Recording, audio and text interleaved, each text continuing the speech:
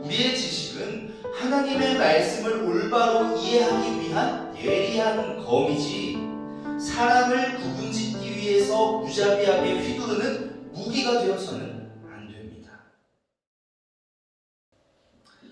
여러분들도 아시다시피 이 지식이라는 것 말이죠. 굉장히 매력적인 것입니다.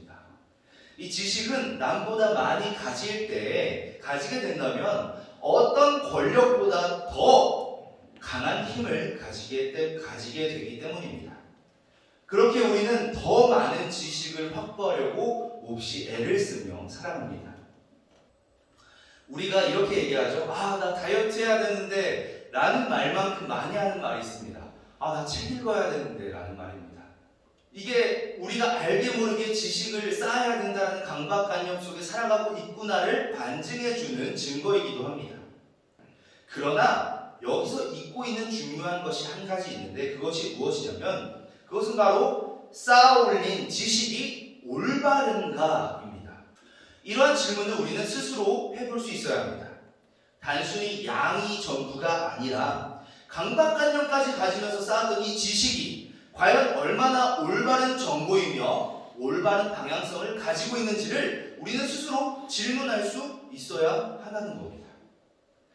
독서를 즐겨하는 사람들이 이야기하기를 얼마나 읽었느냐로 독서를 판별하기 시작할 때 그것은 나쁜 독서가 된다고 이야기합니다. 즉 올바르지 않는 방향을 가지고 무턱대고 양만 늘린다면 그것이 좋은 지식의 경험이 되지는 않는다라고 이야기합니다. 내가 부지런히 지식의 축적을 위해서 노력했다고 하더라도 그것이 올바르지 못한 지식이라면 자칫 내가 아는 것 혹은 내가 배워온 곳에 고립되고 갇힐 수 있기 때문입니다. 자, 올바른 방향을 잃은 지식의 축적은 단순히 이러한 작용을 하는데요. 사회적으로 지식인의 대우를 받으며 우월감을 느끼는 욕망의 개체가 되게 됩니다. 또 사회가 정의한 성실이라는 그 단어에 대해서 스스로 자기를 위로하는 자기 만족을 이루는 쾌락적 행위를 벗어나지 못하게 됩니다. 이는 앞선에 말씀드렸다시피 곧 우상의 역할로 전락하게 될 것이며 타인과 나를 구별하는 잣대로 역할을 가지게 될 것입니다. 그렇게 아는 것이 힘이기는 하나 올바르게 아는 것이 무엇보다 중요하다라는 것이 오늘 중요한 주제입니다. 그런데 이와 같은 고민을 우리 시대 때만 한 것은 아니었습니다. 오늘 함께 읽었던 요한일서가 접혀가던 그 시대도 우리와 같은 고민을 하고 있던 사람들이 있었습니다. 오늘 함께 보았던 이 요한일서에는 지금 방금 얘기했던 것처럼 올바른 지식을 습득하지 못하고 단순히 양만 축적해온 그리스도인의 잘못된 모습을 요한일서 저자가 이 편지를 통해서 가르치는 내용이 바로 이 요한일서의 내용이라는 것입니다. 예수님께서 말이죠. 하늘로 올라가신 뒤에 시간이 조금 지나고 1세기 기독교인들이 생겼습니다. 그런데 이 1세기 기독교인이 생기면서 동시에 발생한 것이 있는데 그것은 무엇이었냐면 교리 같은 것이었습니다. 물론 교리 자체가 악한 것은 아니라 당시 교인들은 자연스럽게 지식이 있느냐 없느냐로 사람들과 중요한 논쟁을 다투기 시작했습니다. 그래서 그 시대에는 하나님을 안다고 자만하는 자들이 너무나도 많이 생겼습니다. 이러한 상황에서 요한일서 저자는 그들이 놓치고 있는 것들을 바로잡기 위해서 이 서신을 적어나가기 시작합니다. 참 그리스도인은 교리로 구분하는 것, 지식으로 구분하는 것이 아니라 그 안에 사랑이 있느냐 없느냐가 중요한 것이다 라고 말하며 요한일서를 적어가기 시작합니다. 그렇게 저자는 요한일서의 말씀을 통해서 사랑을 무척이나 강조합니다. 왜냐하면 그것이 하나님을 아는 올바른 지식의 종착점이기 때문입니다. 사랑이 말이죠. 왜냐하면 하나님께서는 사랑이시기 때문에 수많은 지식과 우월감이 있더라도 그 안에 사랑이 존재하지 않으면 그것은 올바른 그리스도인의 모습이 아니고 하나님을 잘 알고 있지 못한 상태라고 볼 수 있습니다. 그리고 오늘 말씀 요한일서를 마무리하면서 올바른 지식에 대해서 구체적으로 설명해 주는데요. 20절을 제가 세 번역으로 한번 읽어드리도록 하겠습니다. 하나님의 아들이 오셔서 그 참되신 분을 알 수 있도록 우리에게 이해력을 주신 것을 우리는 압니다. 우리는 그 참되신 분, 곧 하나님의 아들 예수 그리스도 안에 있습니다. 이분은 참 하나님이시오 영원한 생명이십니다. 라고 세 번역으로 읽을 수 있습니다. 우리가 추구해야 할 지식의 방향성은 주님을 알기 위함에 있어야 합니다. 우리의 지식은 하나님의 말씀을 올바로 이해하기 위한 예리한 검이지 사람을 구분짓기 위해서 무자비하게 휘두르는 무기가 되어서는 안 됩니다. 그렇다면 하나님을 알기 위해선 어떤 과정들이 필요할까요? 구약 성경에 살펴보면은 이 알다라는 단어를 사용하는 히브리어 야다가 있습니다. 이는 영어로 해석해보자면 여러분들도 잘 아시다시피 knowledge로 아는 것에 대한 것, 지식에 관한 것의 의미를 가지고 있습니다. 그러나 한 가지 더 사용되는 의미가 있는데요. 그것은 바로 관계를 맺음으로 친밀해지다라는 의미를 가지고 있습니다. 이를 통해서 구약 성경에 있는 이 알다를 해석해보자면 안다는 것은 직접적인 관계를 맺음으로 친밀한 사이가 되는 것을 아는 것이라고 볼 수 있다는 겁니다. 하나님을 아는 지식을 위해서는 먼저 하나님과의 관계를 친밀하게 가질 수 있어야 합니다.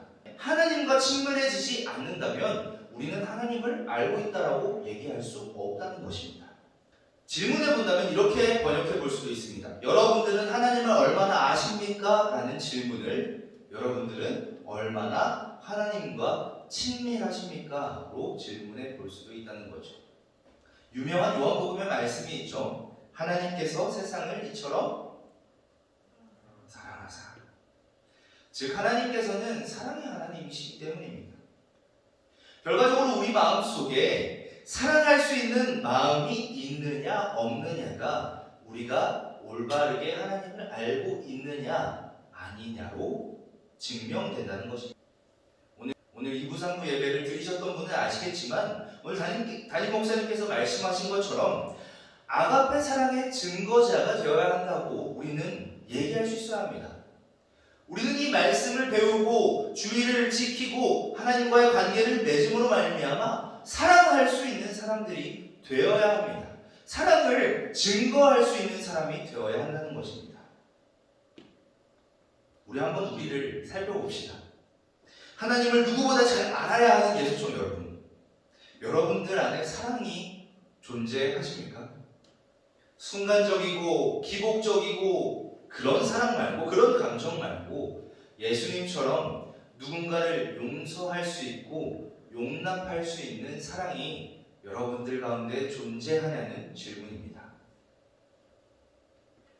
우리는 하나님의 말씀으로 살아가는 자들입니다.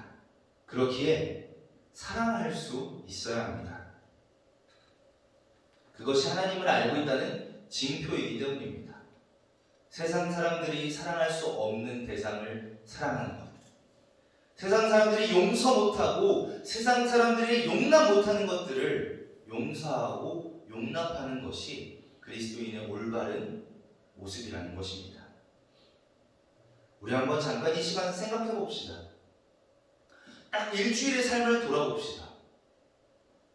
돌아봤을 때 내 삶에서 구별하고 미워하고 있었던 마음이 더 많았는지, 아니면 사랑하고 용납하고 용서하는 마음이 더 많았는지 우리의 일주일을 한번 곰곰이 돌이켜 생각해 봅시다.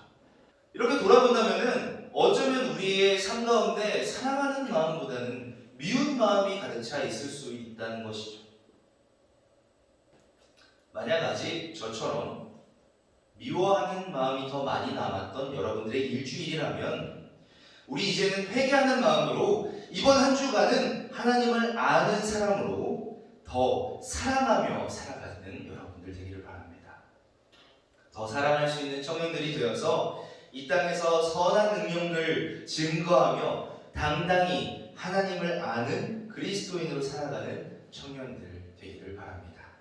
올바른 지식, 그것은 양이 아니라 방향입니다. 하나님과 친밀해져 하나님을 더 많이 알수록 더 세상을 사랑하며 살아갈 수 있는 여러분들이 되기를 주님의 이름으로 축복하고 기도합니다. 우리 시간 가운데 이 찬양을 주님 앞에 드리면서 세상 가운데 우리가 가져야 할 우리의 마음들을 다시금 상기하는 시간이 됐으면 좋겠습니다.